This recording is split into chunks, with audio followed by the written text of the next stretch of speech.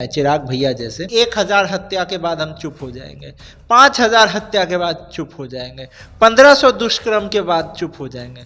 आज बोलते हैं ठीक नहीं लग रहा है, फिर कल बोलते हैं ठीक लग रहा है। खाली दो जो पार्टी सत्ताधारी पार्टी है, जो राज्य में सरकार में, जो केंद्र में सरकार में है, बताइए उन लोगों की पार्टी से हजारों हजार के भीड़ में संख्या में लोग इस्तीफा दे रहे हैं। चिराग भैया जैसे इन लोगों का अभिनय जो है, क्योंकि राजनीति तो कर नहीं रहे हैं, ये अभिनय कर रहे हैं, नौटंकी कर रहे हैं। आज ये बोलेंगे, फिर कल बोलेंगे, फिर कल बोलेंगे। इस बात का सुशासन? अरे भाई, जो बिहार विधानसभा में नेता प्रतिपक्ष है, उनके घर के पास गोली चली थी ना। जो पदासीन है, जो महीने में 8 बार वक्तव्य बदलते हैं, नेता तो कई बार 2-2 महीने में वक्तव्य बदलते हैं, ये एक महीने में ही 8 बार बदलते हैं ना। कोमल पासवान जैसी दलित समाज से आने वाली, जो औरंगाबाद में रहती थी बेचारी, 13 साल की उस बच्ची के साथ होली में कैसे हत्या कर दी गई, सबको पता है। यहाँ पे रोडों की हालत इतनी खराब है कि घुटने के लगभग लेवल का पानी भर चुका। छपरा के लोग जो उनके पार्टी में थे, हमारे तरफ ज्वाइन कर चुके हैं।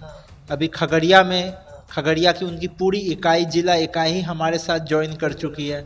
गया की जिला इकाई ज्वाइन कर चुकी है। युवा से बात करिए वो समस्या बताएगा, महिला से बात करिए वो समस्या बताएंगी, किसी बुजुर्ग से बात करिए वो बताएंगी। यहाँ पे ऐसे तथाकथित सुशासन राज्य में और मंगल राज्य में कौन ही सुरक्षित है ना। नमस्कार, द इंडिया टॉप देख रहे हैं, मैं हूं अखंड ज्योति। देखिए, विधानसभा चुनाव से पहले एक और तमाम पार्टियां लगातार चुनाव की तैयारी में जुट चुकी हैं, तो वहीं दूसरी ओर पशुपति कुमार पारस की पार्टी अलग अलग क्षेत्रों में जाकर लगातार दलित चौपाल लगा रही है। दलितों की समस्या सुनी जा रही है। पहले भी हमने आपको दिखाया था किस तरीके से भोजपुर अलग अलग क्षेत्रों में लगाया गया था, और आज के दिन एकमा में लगाया गया है। सारण जिले के एकमा पहुंचे हैं यशराज पासवान है। सबसे पहले स्वागत है। नमस्कार। लगातार समस्या सुन रहे थे, किस तरीके की समस्या सबसे अधिक सुनने को मिल रही है? देखिए, यहाँ समस्याओं का तो क्या बोले, अपार सैलाब है समस्याओं का।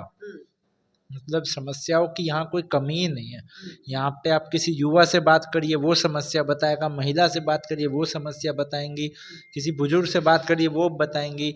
अभी देखिए, यहाँ बारिश सिर्फ कल से हो रही है और रुक रुक के हो रही है, कोई ऐसे ही मूसलाधार 24 घंटे भी नहीं हो रही। तब भी ऐसा हाल हो गया है हमारे यहाँ एकमा में कि रोडों पर, क्योंकि सारे दलित पंचायत ही हैं यहाँ इर्द गिर्द, यहाँ पे रोडों की हालत इतनी खराब है कि घुटने के लगभग लेवल का पानी भर चुका है।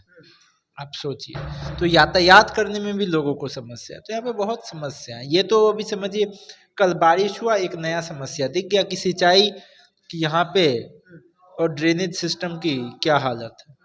सुशासन की सरकार कही जाती है, कहा जाता है कि सबसे अधिक सड़क बनाए गए, नली गली बिजली तमाम चीजों का। आप लोग भी तो थे ही अभी, हाँ। जब सारी जनता यहाँ एकत्रित थी हमारे चौपाल में, आप लोग भी थे।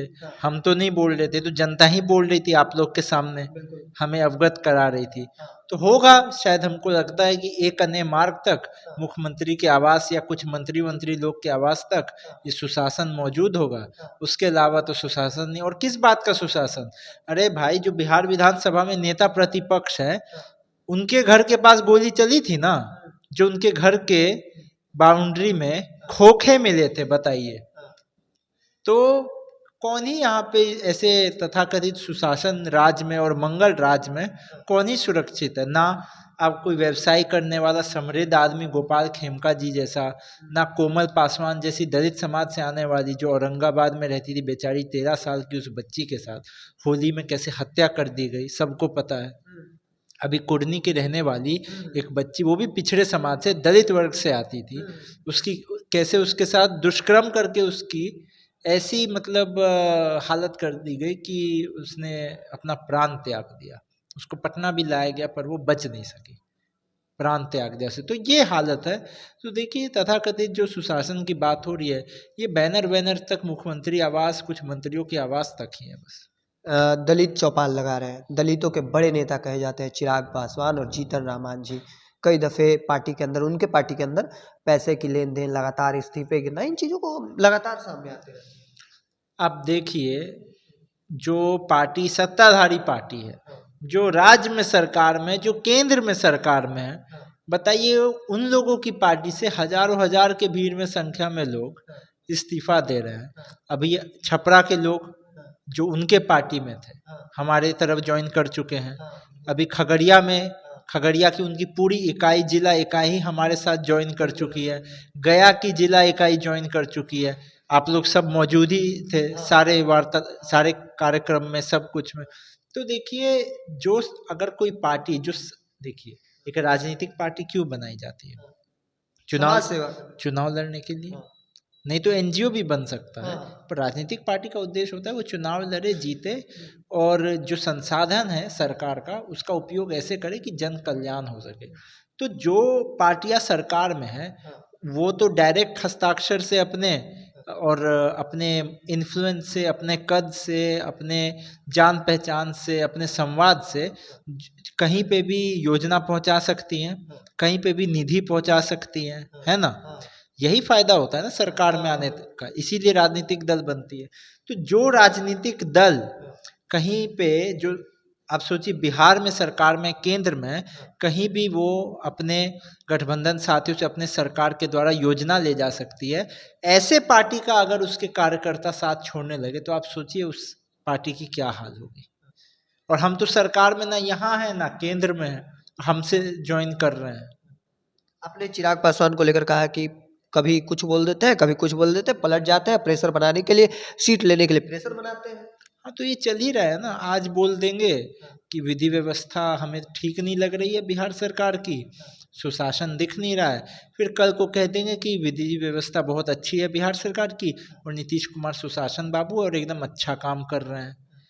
तो हम इतना कहना चाहेंगे कि ऐसे जितने नेता हैं, चिराग भैया जैसे, इन लोगों का अभिनय जो है, क्योंकि राजनीति तो कर नहीं रहे हैं, ये अभिनय कर रहे हैं, नौटंकी कर रहे हैं। आज ये बोलेंगे, फिर कल बोलेंगे, फिर कल बोलेंगे। पहला खास करके ये तो वो आप समझिए पहले व्यक्ति हो गए जो पदासीन है, जो महीने में 8 बार वक्तव्य बदलते हैं। नेता तो कई बार 2-2 महीने में वक्तव्य बदलते हैं, ये 1 महीने में ही 8 बार बदलते हैं। तो देखिए ये लोग बस अभिनय कर रहे हैं राजनीति में और कुछ नहीं। एक आखिरी सवाल रहेगा कि आप लगातार घूम रहे हैं, दलित चौपाल लगा रहे हैं, चिराग पासवान को लेकर क्या सुन रहे हैं? भीड़ तो जुट रही है सभा में, जबरदस्त भीड़ उनकी जुट रही है। देखिए हम इतना ही कहना चाहेंगे, और कितनी हत्याओं का ये लोग इंतजार कर रहे हैं। हमें मतलब बोलते जा रहे थे, 3-4 उदाहरण हमें हमारे दिमाग में याद आते जा रहा था, हम बोलते गए।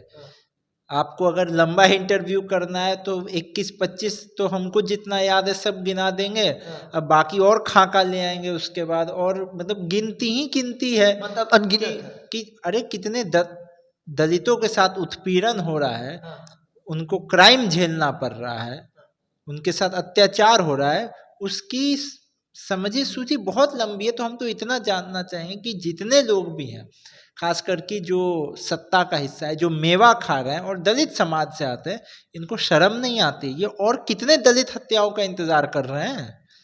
ये वो भी बोल दें कि 1000 हत्या के बाद हम चुप हो जाएंगे, 5000 हत्या के बाद चुप हो जाएंगे, 1500 दुष्कर्म के बाद चुप हो जाएंगे।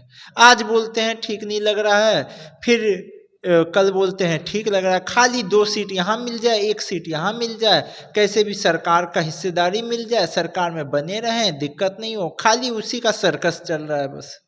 एक आखिरी सवाल रहेगा, चुनाव नजदीक है, चुनाव लड़ेंगे अलौली से? हमारा देखिए दिलचस्प कहीं चुनाव लड़ने का नहीं है।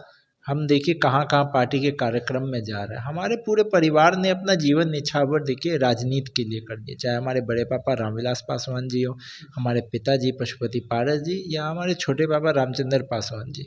तो अब हमें जो पार्टी भूमिका देते जाएगी हम करते जाएंगे, जिस भूमिका में रखेगी हम वो निभाते जाएंगे, और एक बार आए हैं तो पूरा जीवन निछावर करके ही जाएंगे।